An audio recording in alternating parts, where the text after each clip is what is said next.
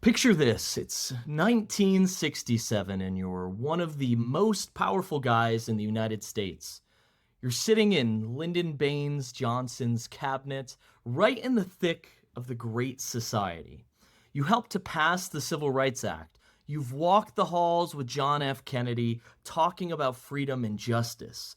As Secretary of the Interior, you're basically shaping the entire American landscape, deciding which rivers run free and which mountains stay wild. But come Sunday, it's a different world. You go back to a community where you have zero control, zero power. A community that tells you that the very people you're fighting for in Washington, D.C., Black Americans, are actually cursed by God. It's not just a policy difference, it's a spiritual chasm. On Monday, you're fighting for voting rights. On Sunday, you're worshiping in a segregated kingdom. That was Stewart Udall's reality. He was practically Mormon royalty from the beginning of his life. Maybe a bit of a Jack Mormon, sure. He wasn't exactly the guy you'd find teaching your Sunday school, but his roots went way back to the Red Rocks of Arizona pioneer country. His family name was carved in the history of the church and the West. But in the summer of 1967, the cognitive dissonance that Udall had dealt with for decades had just got too loud. He decided he couldn't keep his mouth closed anymore, and he decided to pick a fight with the highest levels of church authority.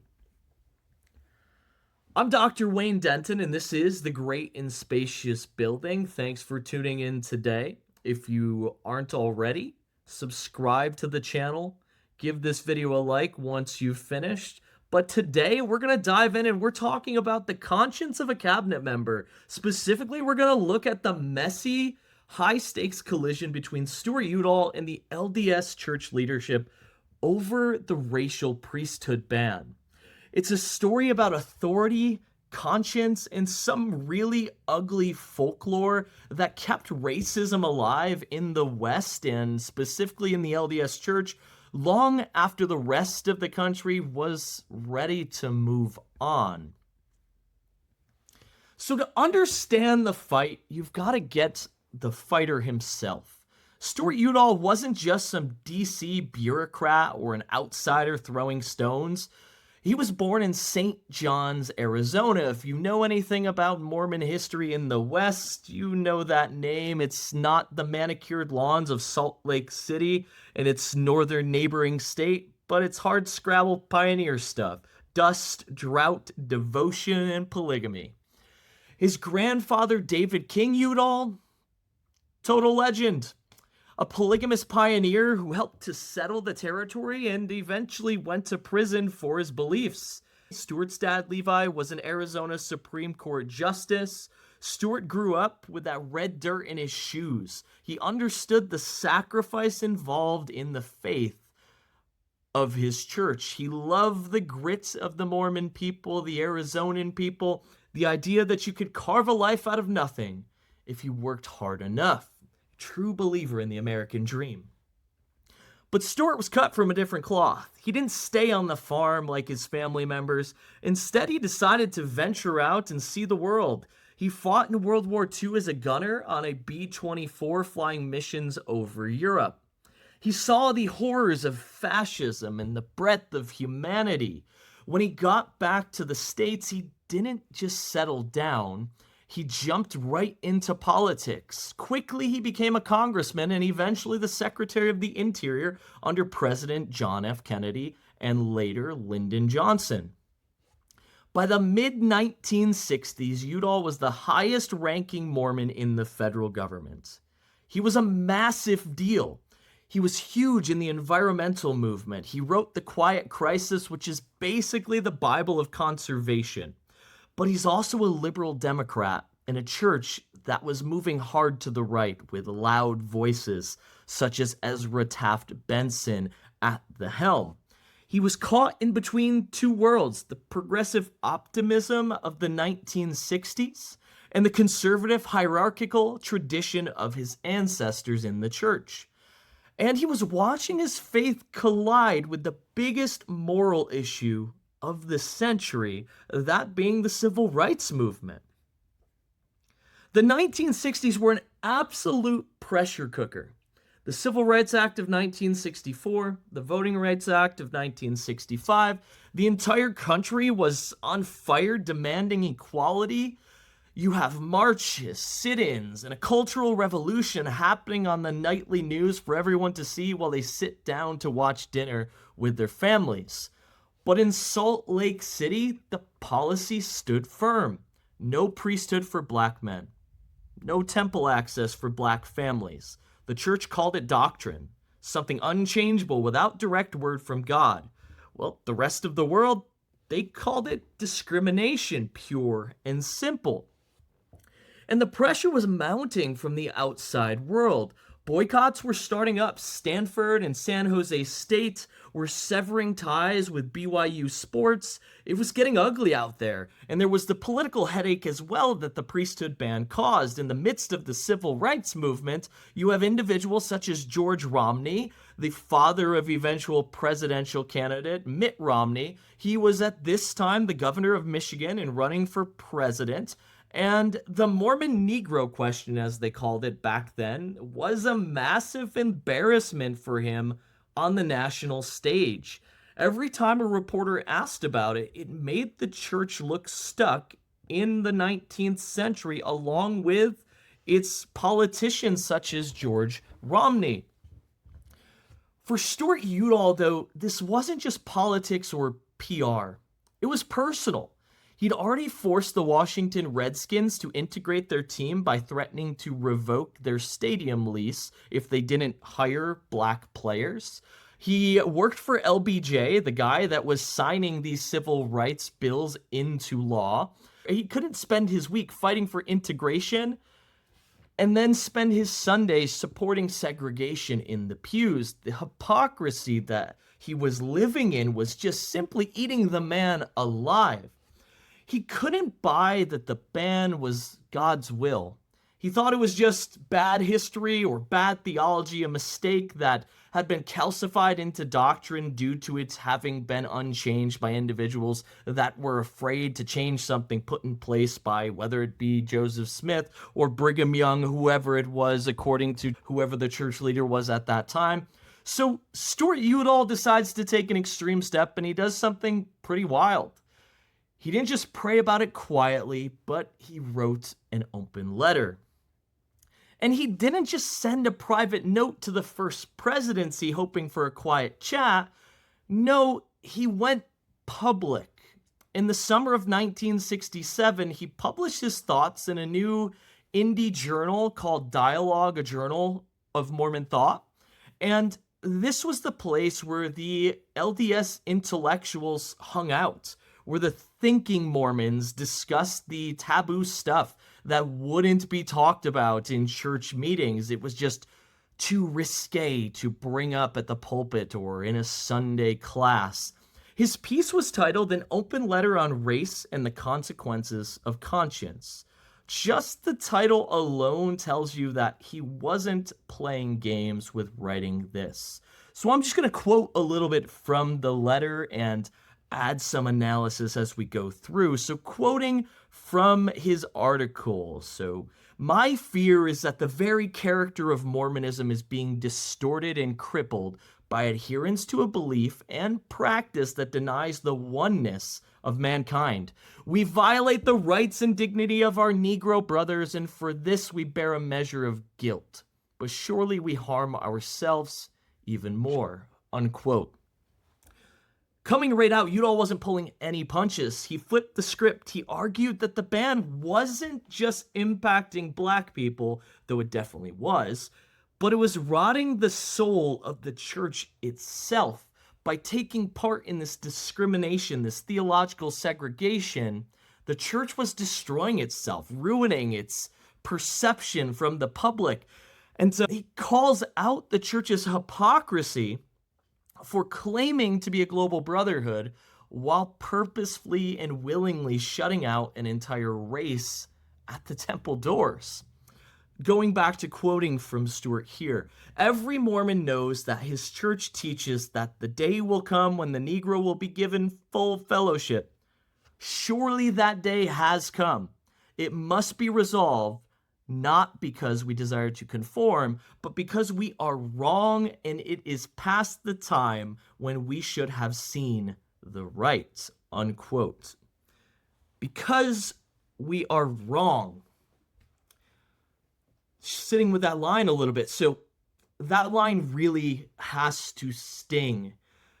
As a member of the LDS Church, you're taught that from the pulpit, these individuals that are sharing things as doctrine, these individuals are fallible. But when things are presented as doctrine, doctrine is unquestionable because it's from God. So this line has to really sting for Udall, a member of the church, to admit that this is wrong. This doctrine's wrong, and what does that possibly mean? Is the whole thing sour if this one doctrine is wrong? And Udall, he's not just asking for a favor or a policy tweak. He's basically telling the prophets here to repent. You got it wrong. You messed up. It's time to fix this. He even calls the ban a borrowed superstition from the 1800s, implying that the leaders were following old folklore instead of true revelation and therefore God. They're following the teachings of the past, not actually listening or convening with God to figure out what's actually going on with this issue. So church headquarters, we've seen how they react to individuals such as our past episodes with Lowry Nelson, writing them and lecturing the brethren. It's going to be much more of the same here. The church headquarters, the leadership, they didn't wait around to respond. The response comes pretty quick, and wow, did it get personal really quick. We're going to look through a couple of the responses here. And they really didn't like being lectured by a politician, even if he was one of their own. President David O. McKay, still the prophet of the church at this time, but he's old, he's feeble, he's not doing well, so he's going to stay quiet publicly. We're not going to get a response from McKay himself, but Apostle Spencer W. Kimball, he has some thoughts about what's going on here.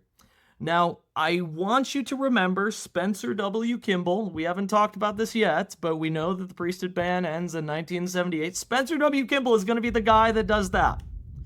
He's the guy that eventually ends the ban in 1978. So later in the story, we can look at him as the hero, but right now he's a defender of the faith and the guy holding the racial theological segregation line. That's his role right here. He's playing the foil to members such as Stewart Udall. Spencer W. Kimball, he's going to pen a response to Stewart Udall, and this is largely kept quiet for decades, but luckily, due to the archival process, we do have this letter now. I gained access to it from the archives at the University of Arizona, so it's out there if you want to access any of the Stewart Udall papers. And this response from Spencer W. Kimball it's sort of brutal. It's the kind of letter that if you understand the relationship between Mormon authority and their parishioners, the congregants, this is the kind of letter that would really make you wince receiving it. So, quoting from the letter from Kimball to Udall, Stewart, I cannot believe it. You wouldn't presume to command your God, nor to make demand of a prophet of God. I wish you had edited it after fasting and prayer. Unquote. Notice what's happening here.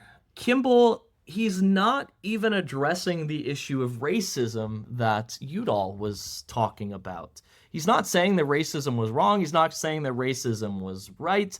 He's not even talking about the civil rights movement, the merits or the lack of merits or whatever, or the suffering of black members. All he's talking about here is authority. He makes his letter to Udall about hierarchy.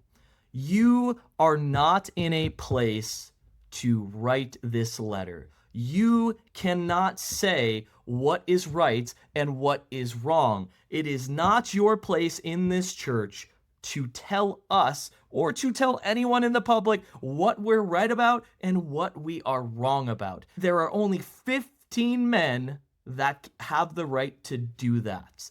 And that is the Quorum of the 12 in the First Presidency, which you are not a part of.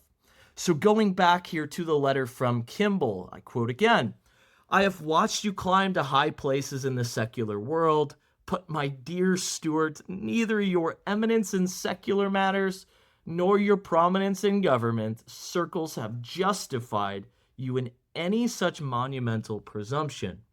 You are here with a little boulder in your hand, but out there beyond this earth is a sun, a galaxy, a universe. You too have clothed this whole matter in ragged human apparel." End quote. It's such a fascinating and painful exchange here. Udall's like, hey, this practice, this doctrine, this policy, depending on who's talking about it at the time, it's hurting real human beings. And Kimball responds with basically a cosmic level WWE SmackDown interview here, saying you're playing with pebbles while we're dealing with galaxies. What you think? Small fries. It's inconsequential. The hurt that you're identifying, what you think, does not matter in the grand scheme of things, because we, the apostles, the president of the church, we're running the show. We're speaking with God. You're not. Sure, you have personal revelation, but you do not receive revelation for the church. No matter what you think, that is not the direction of the church, Mr. Udall. We direct the church. So know your role, to quote The Rock. For Kimball, the sin wasn't the racism. Again, this is so interesting. He doesn't even address the racism issue. The sin was the presumption. Udall speaking for the church, making a claim about the church, about a church policy. The idea that a mere politician, a secular guy, could tell an apostle what God was thinking, that God may be thinking, this is wrong, guys, we might want to change this. It was a clash between democratic values, the democratic birth of this religion of people have access to God and we don't have to go through these channels of authority, to what is now with this retrenchment, theocratic obedience. Obey your leaders. They receive the revelation that you need. Be quiet. Sit in the pews. Don't contradict us. We got you. You don't need to do very much thinking. It's not just Kimball either. There's going to be another apostle that's going to reach out on this issue, Apostle Delbert Stapley, and he's going to send a letter that ends up stripping away any pretense that this was just some administrative rule waiting to be changed. He's not in the camp that says, blacks are eventually going to get the priesthood. Delbert Stapley is a hardline segregationist in terms of the Mormon church, and he doesn't think that this is going to happen anytime soon. If Kimball was a defender of authority, the chain of command, Stapley was a defender of the ban itself. So Stapley didn't mince words when he wrote to both Udall, and he's also going to pen a letter to George Romney. He laid out a raw theological racism that was holding this ban up.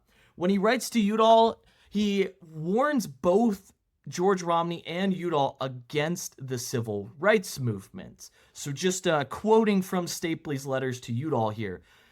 Now, Stu, as well as I do, that all men are not created equal.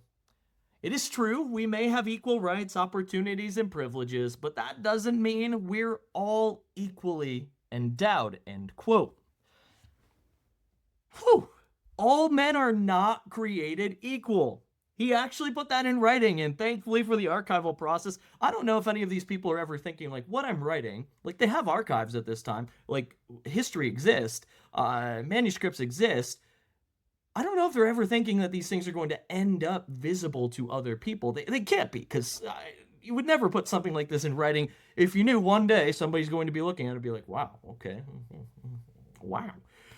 So he puts that in writing, and he doesn't stop there. He doubles down on this, saying God, not man, was responsible for black suffering, and that trying to fix it was basically fighting God. To quote Stapley again here, God himself placed the curse upon the Negro, and it is up to him and not to man to lift that curse.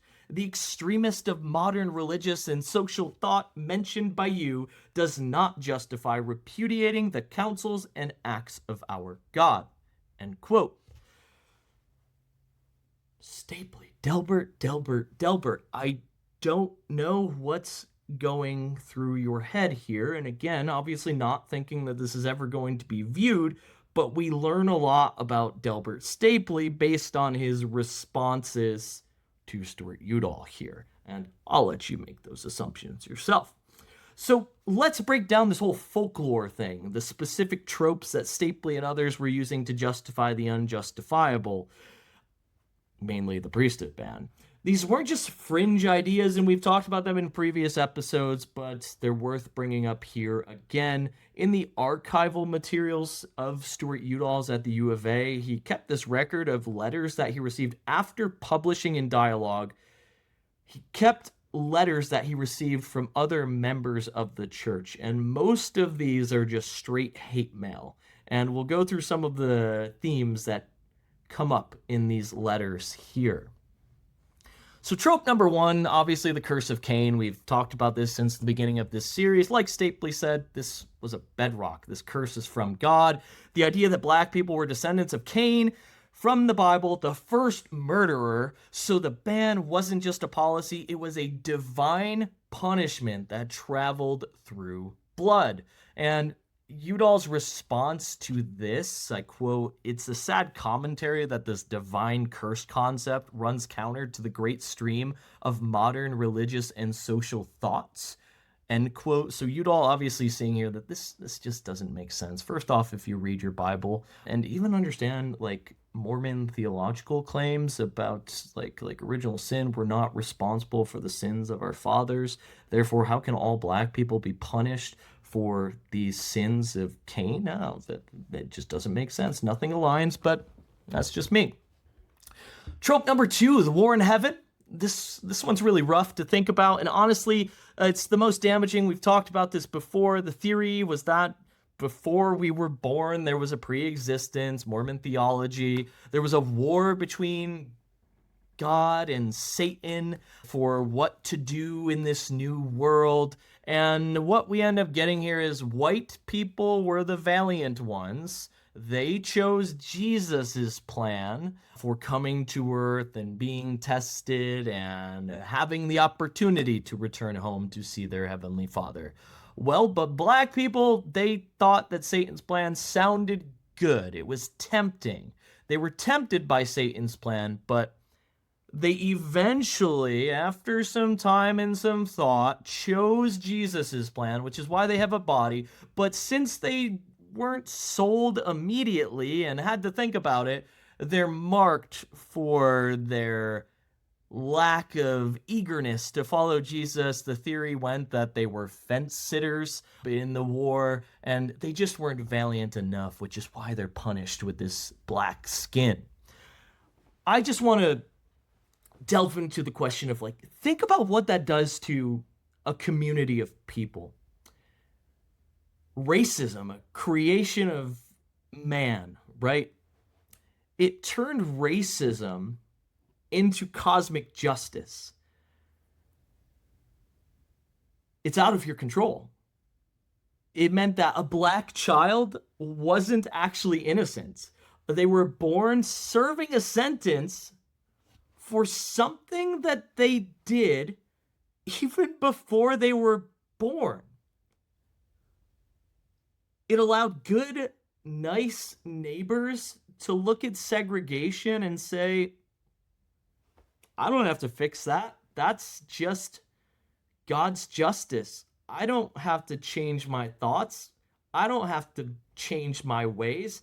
If I believe in segregation, well, I'm just believing in God's plan because He obviously made them look different than us. And why would they look different if it wasn't a curse from Him? So, to think about what this just does to a community that has been for centuries discriminated against, held in slavery, held in bondage, treated as subhuman, dehumanized, and now that they are post-Civil War, post-Reconstruction, still fighting for rights, and you've got the church that you join because you think it gives you the best opportunity to go back to heaven, or you just like something theologically about it, and they're in your face telling you, did you know that you were cursed from the beginning before you were even born? Think about how that sits psychologically with a group of people. It's absolutely mind-blowing. Jumping on to trope number 3, Udall, in his journals, he writes something really sharp about church culture, and he exposes sort of the polite racism of his peers.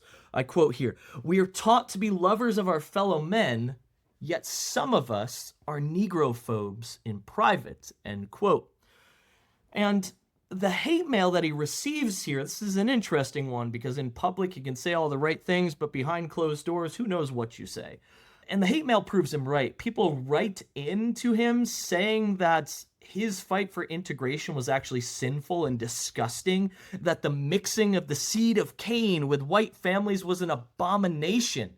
Stapley even ends up writing to George Romney and says that, supporting civil rights legislation might actually destroy the church. I want to sit with that for a second. So we have an apostle of the Lord, Delbert Stapley, writing to presidential Republican primary candidate, at least George Romney, and saying the civil rights movement would destroy the church. What was the civil rights movement? Well, if you listen to Ezra Taft Benson, it's the proliferation of communist ideals through the facade of finding equality for blacks. But if we look at it at face value, what we see here is we are fighting for one group of people to be equal to another group of people. So what's wrong with that? And why would that destroy the church? Unless the church's bedrock might be something a little racist? If the racism and the inequality disappears and that destroys the church, that tells me something about the church, more so than the civil rights movement. Sit with that for a little bit and just let that stew. It ends up showing that for a lot of people, the ban wasn't just a rule. It was a shield.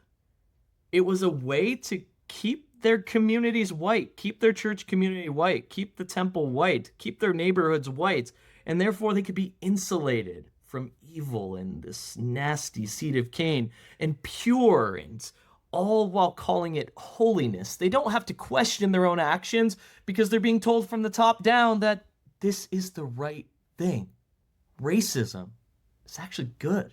It's what God intends for us. Please keep doing that.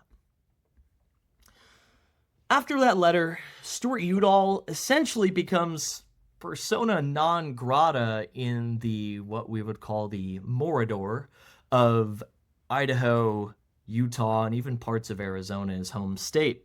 He was the Jack Mormon who had lost his way, the guy who sold out his faith for Washington's approval. I want to jump back to the letter that Kimball sent to Udall to respond.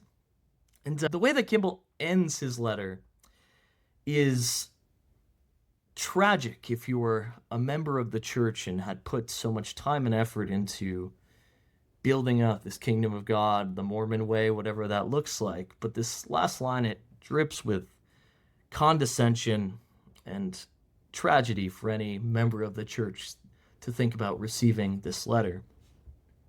So I'm just going to quote Kimball's last line to Stewart Udall. Here it is. "I'm not angry with you. I'm sorry for you. End quote. I'm sorry for you. I'm sorry for you.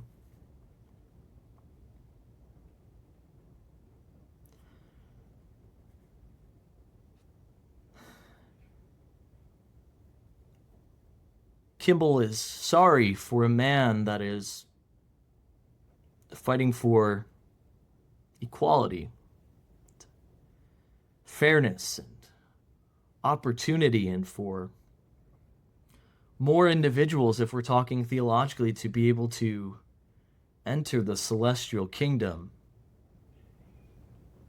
showing the love of Jesus in the New Testament and the Book of Mormon.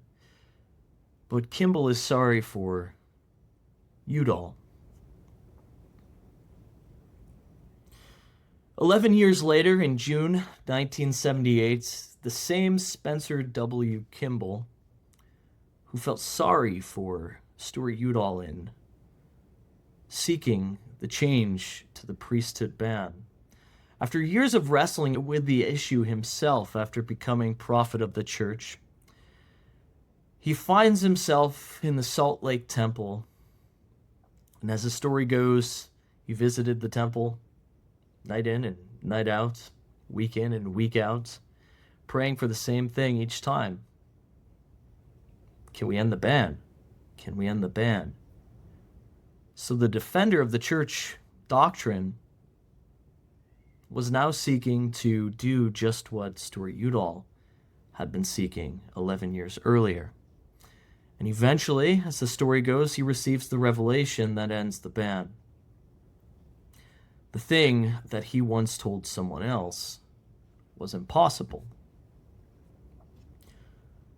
Did Udall's letter change the course of church history? Probably not directly.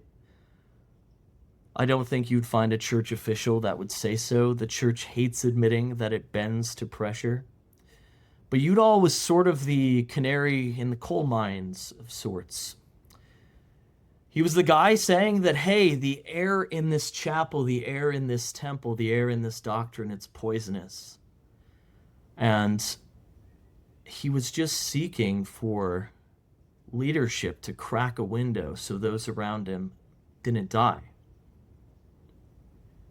It took 11 years, but eventually that window was cracked. Udall died in 2010. He's remembered as a giant of conservation, the guy who saved our rivers and parks, but his fight for the conscience of his faith, in my opinion, remains one of his bravest and loneliest battles, which is why I put it in this series. And it's a reminder that sometimes being right means being alone, at least for a while. Thanks for listening today, and be sure to subscribe if you aren't already. Like this video if you liked what you saw. Leave a comment below if you want to get into a discussion about anything in this episode. Be sure to join in next week as we'll be talking a little bit more about Spencer W. Kimball and getting closer to the actual revelation that ends the priesthood ban. But until then, have a great night.